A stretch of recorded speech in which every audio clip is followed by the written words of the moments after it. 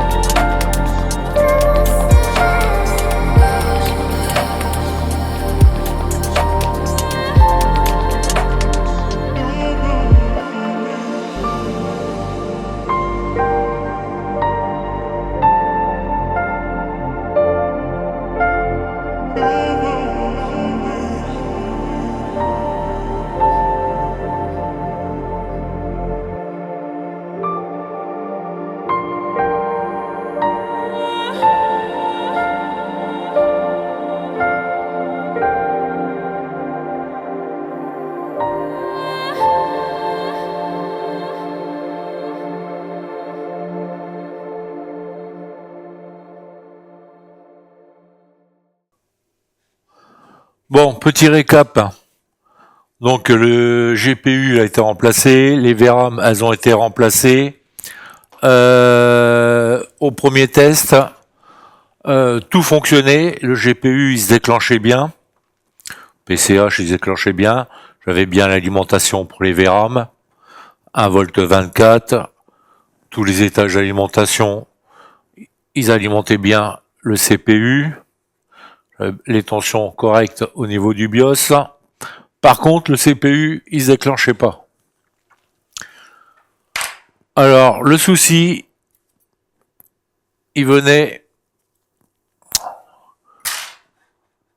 Je passe au microscope. Je vous fais voir d'abord. Alors, le souci, il venait ici.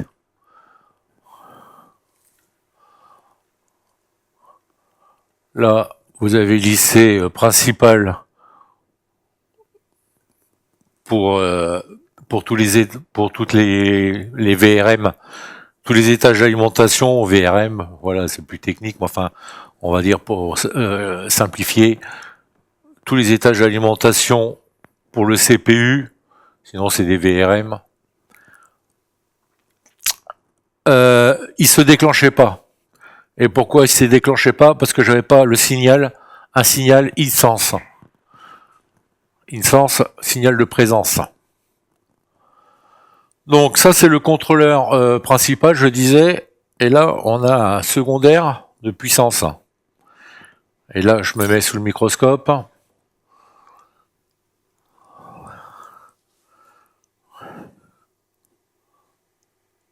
Voilà, celui-là, là. Le MP là. Ici,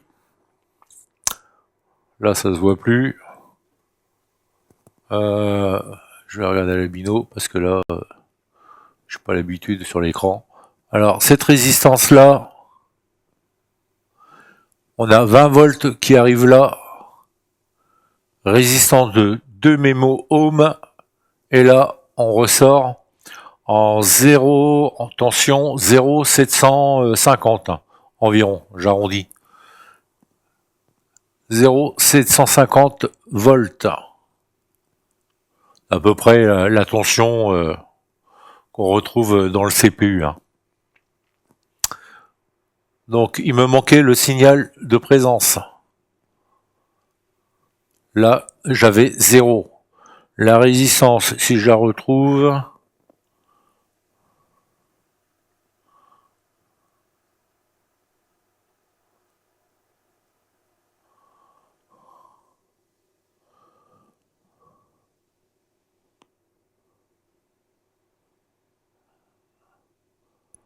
Voilà, c'est celle-là. Là, bah, vous voyez le problème qu'il y avait. C'était pas flagrant.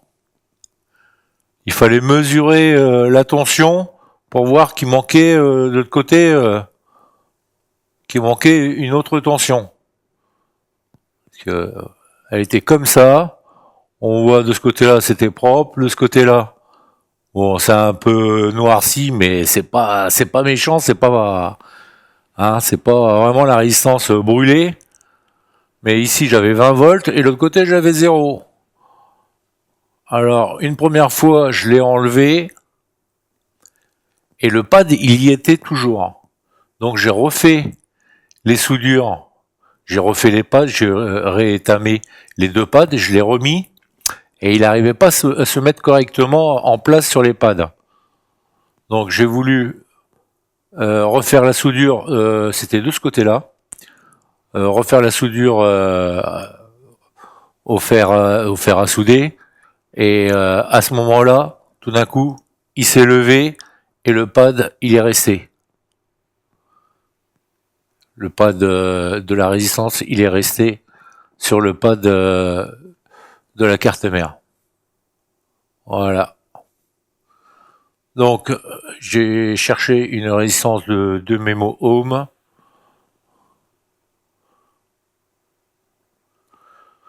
Je l'ai remplacé et à partir de là, j'avais bien j'avais bien mes 20 volts d'un côté et 0,750 de l'autre. Pour vous le montrer, je vais mettre l'interface. Bon, voilà.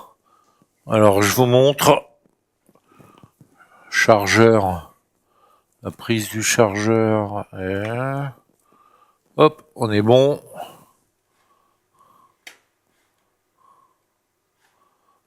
Branche le chargeur.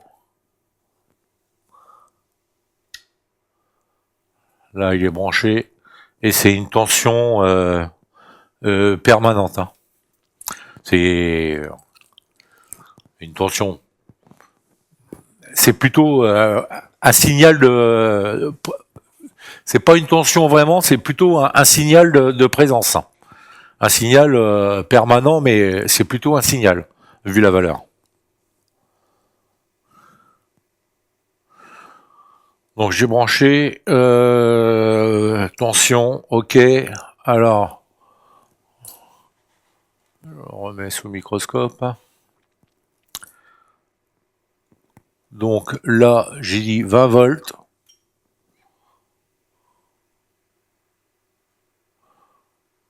On a bien nos 20 volts.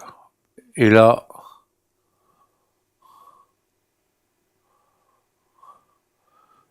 « 0,800 ». Donc c'est une valeur qui varie quand même. Hein. Là j'ai 0,800, mais il est entre 750 et 0,800.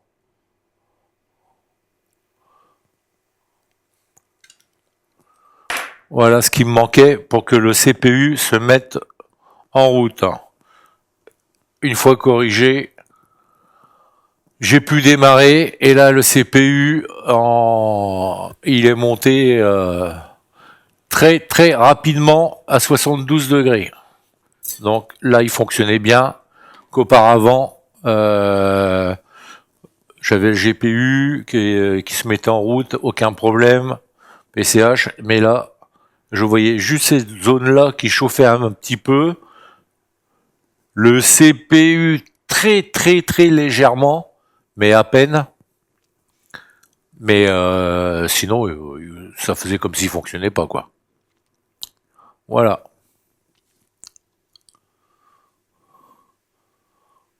Comment on a solutionné le problème pour le déclenchement du CPU, et heureusement que c'est pas le CPU qui avait pris une claque. Hein. Parce que là, le client, ça aurait été une très très très mauvaise nouvelle. Hein. Parce que déjà, le remplacement... le remplacement du RTX 4070 là, ça là, tout ça, c'est comment dirais-je, c'est déjà un coût financier, voilà.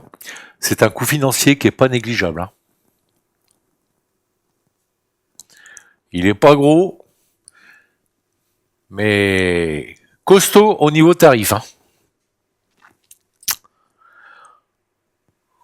Donc s'il y avait un CPU, ça doit être un 13e génération, vu que de toute façon sa forme, il nous montre bien que ça c'est un 13e génération.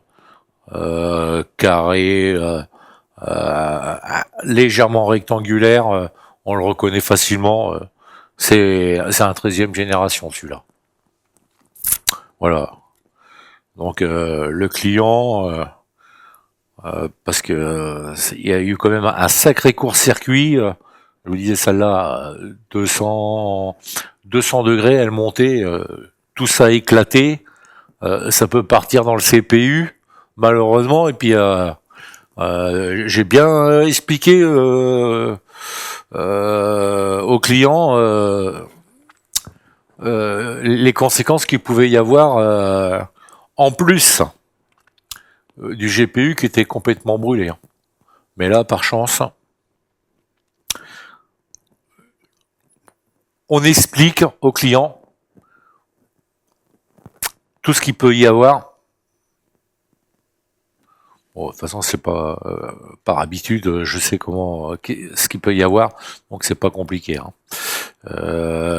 j'explique ce qui peut se passer au niveau incidence après remplacement de tout le système graphique. Il peut y avoir le CPU qui malheureusement, parce que ça communique, hein. Là on voit bien les lignes, il y a des lignes, il y a beau y avoir des condensateurs, mais ça communique, hein. Vu comment il était éclaté, et même dans le BIOS, c'est pas courant, hein. Donc on n'était pas à l'abri qu'il y ait une tension qui s'en aille dans un signal vidéo dans l'horloge plutôt. Ouais, il est peut-être équipé, je sais pas. S'il est équipé d'un graphique, celui-là, je vais pas regarder la référence et je vais pas l'enlever parce que il y a le métal liquide, il y a un film avec un film avec un joint, un joint élastique qui prend le film et qui vient se coller sur la surface du PCB du CPU pour éviter que le métal liquide coule, parce que ici vous avez des condensateurs et puis des points de contact. Donc la référence comme ça, je la vois pas, mais ça c'est un 13e génération. Mais au démarrage, si tout se passe bien, on verra dans le BIOS ce que c'est comme CPU, et s'il est équipé de graphique ou autre. Voilà. Bon, voilà pour l'instant. Maintenant, je vais remettre le métal liquide. Je vais remettre tous les petits bouts de caoutchouc là qui font cale d'épaisseur. Là, ici, je vais regarder sur le radiateur. Le système de refroidissement avec les caléoducs, donc qui vient ici. Ici, vous avez c'est de la pâte. C'est de la pâte thermique, une espèce de mousse.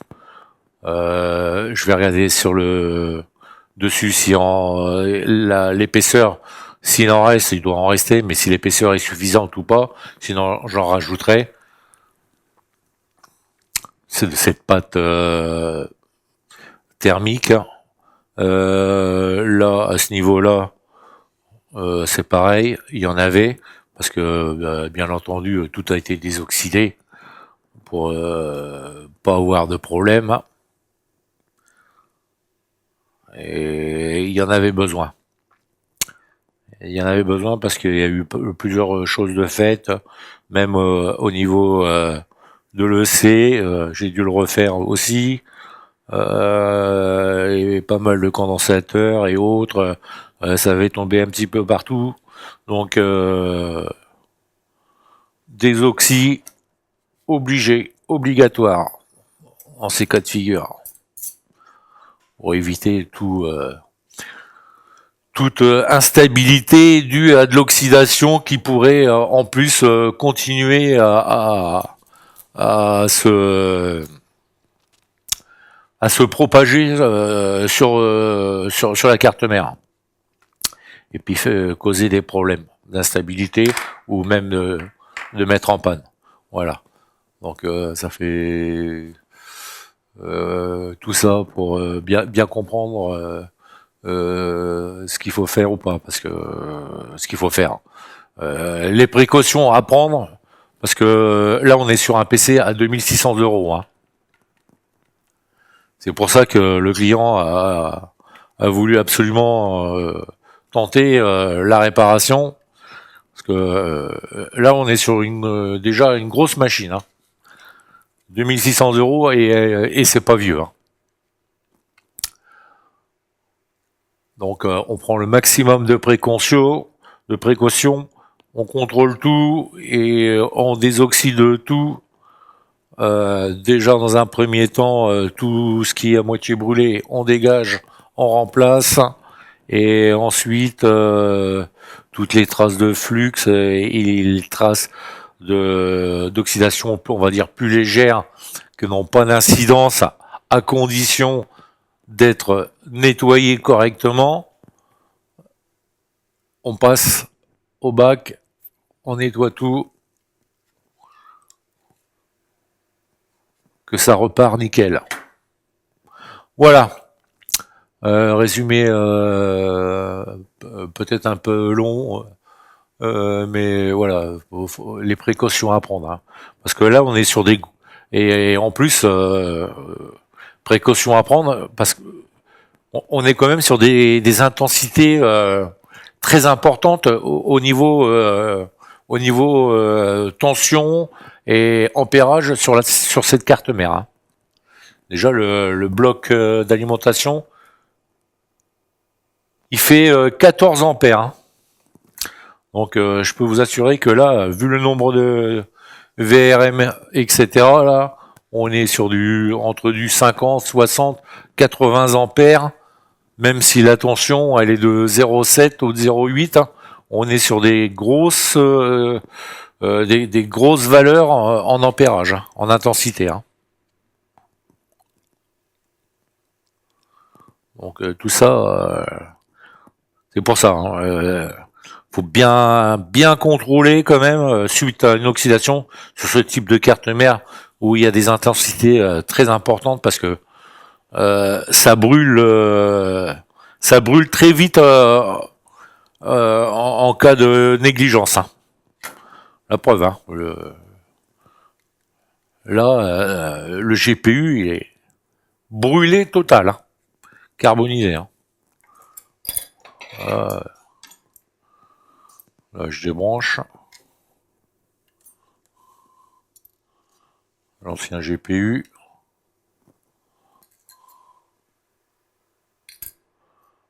Les anciennes barrettes, les anciennes VRAM. Tout est là. Donc voilà. Bien faire attention. Parce que ça brûle très vite vu la quantité, on a 14 ampères qui rentrent en entrée, mais après, sur les VRM, on a beaucoup plus en intensité. Donc, s'il y a un début de démarrage et qu'il y a un problème de court-circuit ou quelque chose, ça brûle quasiment instantanément.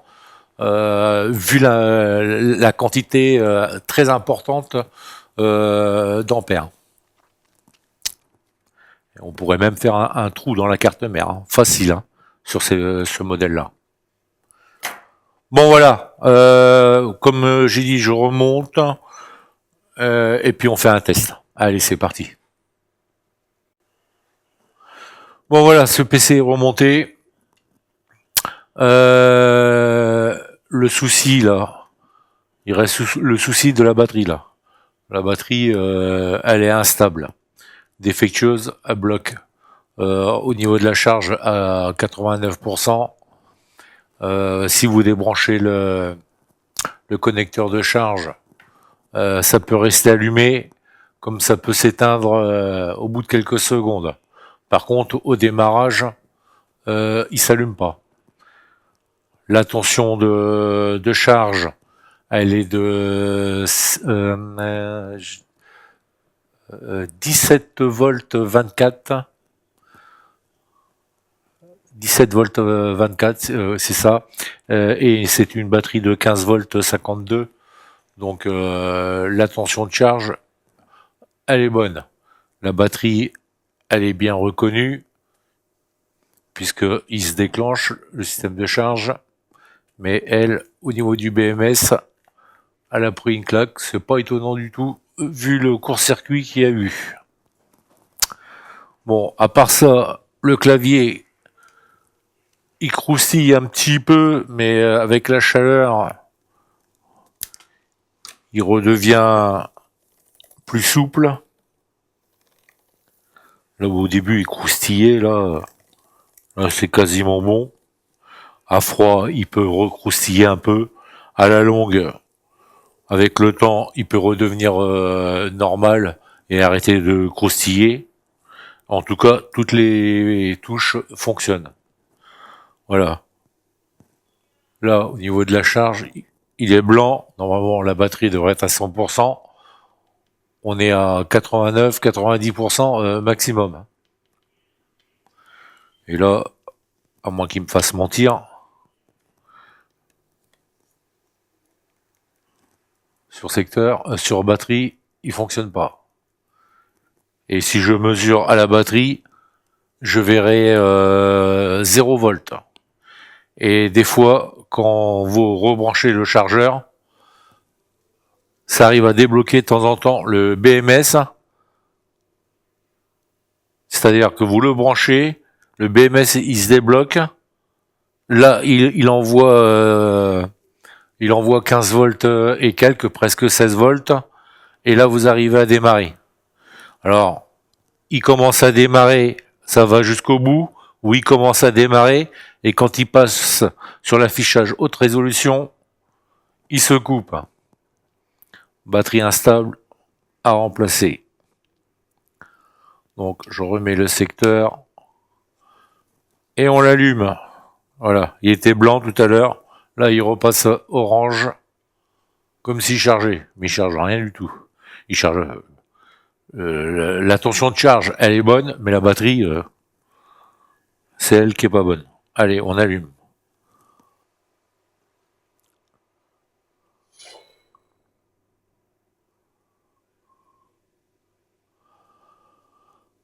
Alors, configuration, le CPU, c'est un 13e génération i9 13980 HX.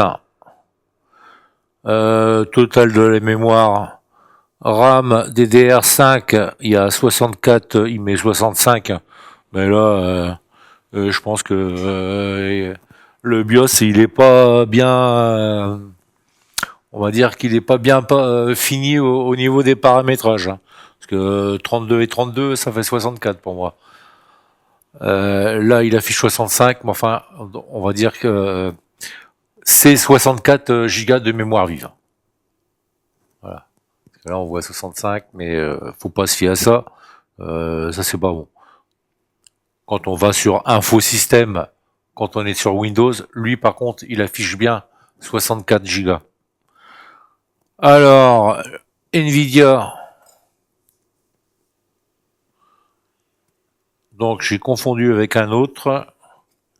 J'ai fait, celui-là, c'est un RTX 4060 et pas 4070, comme j'ai dit au début. Et Intel UHD graphique. Voilà. Là, on est à 90 et on reste là. Il est bloqué à 90. C'est même pas la peine de calibrer. Je pourrais calibrer, essayer de calibrer la batterie. J'ai l'appareil, mais je sais très bien que ça sert à rien. Celle-là, elle est morte.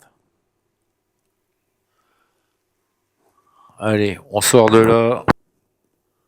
Hop, hop. Barrage.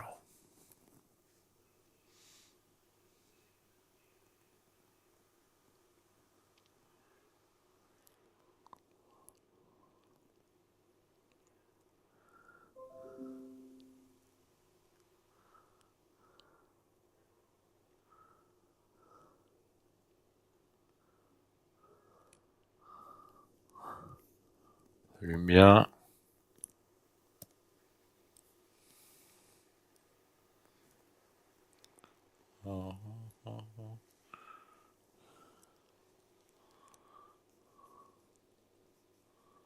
Voilà, il est repassé blanc, comme si la batterie était chargée, mais c'est pas le cas. Et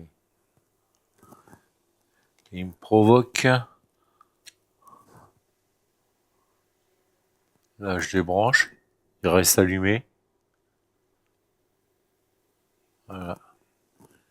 Je vais le rebrancher.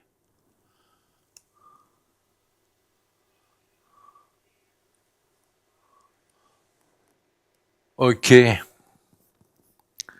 Donc, allez.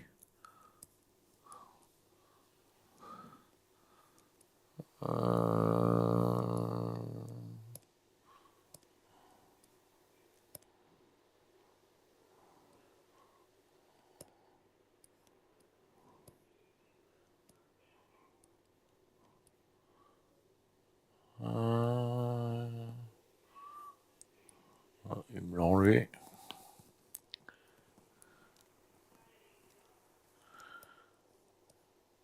Gestionnaire et périphérique. Voilà. Alors, carte graphique, elles sont là, il n'y a pas d'erreur. RTX 4060.